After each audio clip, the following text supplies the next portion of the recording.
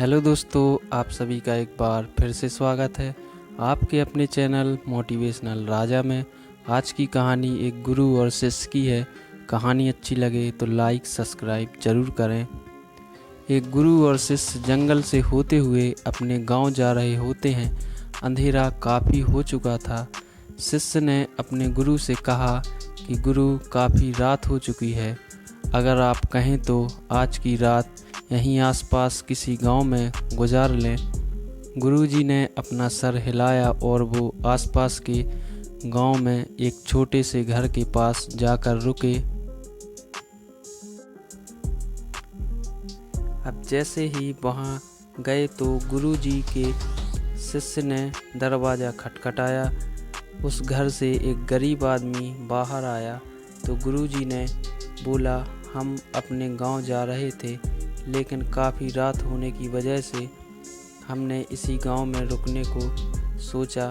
क्या हम आज रात आपके यहाँ रुक सकते हैं? गरीब आदमी बोला, हाँ क्यों नहीं, आप दोनों अंदर आ जाइए।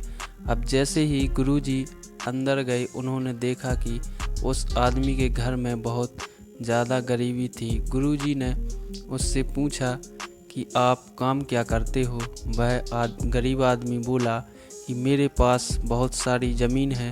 तो गुरुजी ने बोला, अगर तुम्हारे पास बहुत सारी ज़मीन है तो इस तरह से क्यों रह रहे हो?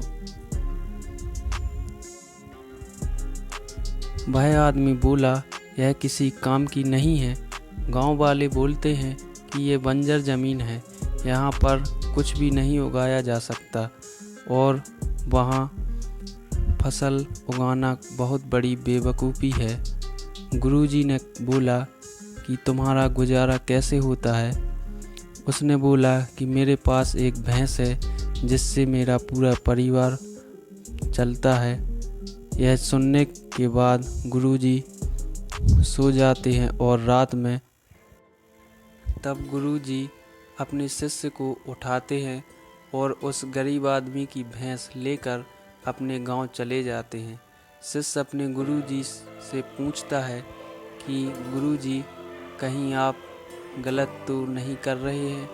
उस गरीब आदमी की रोजी रोटी इसी भैंस की वजह से चलती है। तो गुरुजी अपने शिष्य की तरफ देखते हैं और मुस्कुराते हुए आगे बढ़ जाते हैं। उस बात को तकरीबन 10 साल गुजर जाती है और जो गुरुजी का शिष्य था वह बहुत बड़ा गुरु बन चुका था। तो एक दिन उन्हें उस गरीब आदमी की याद आती है। मेरे गुरु ने उस आदमी के साथ अच्छा नहीं किया था, मुझे एक बार चलकर देखना चाहिए कि वह आदमी अब किस परिस्थिति में है। वह शिष्य उस गांव की तरफ जाता है और वहां जैसे ही पहुंचता है तो वह देखता है कि जहां पर उस गरीब आदमी का झोपड़ा था वहां पर एक बड़ा ही आलीशान महल बन चुका था और उस झोपड़ी के बाहर जो बंजर ज़मीन थी उस पर फल और फूलों के बगीचे थे। तभी उधर से उस घर का मालिक आता है। शिष्य उसे पहचान जाता है और उस आदमी को बोलता है, तुमने मुझे पहचाना? मैं अपने गुरुजी के साथ आया था, हमने एक रात के लिए आपके यहाँ रुके भी थे। वह आदमी उसे पहचान लेता है और बोलता है कि उस रात में आप कहाँ चले गए थे और उस रात के बाद मेरी भैंस कहीं चली गई थी।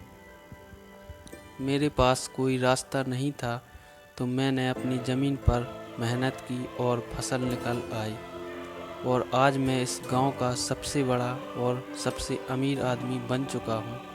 ये सुनने के बाद शिष्य की आंखों में अपने गुरुजी के लिए आंसू आ गए और उसे ये बात अब समझ आई और वो रोने लगा।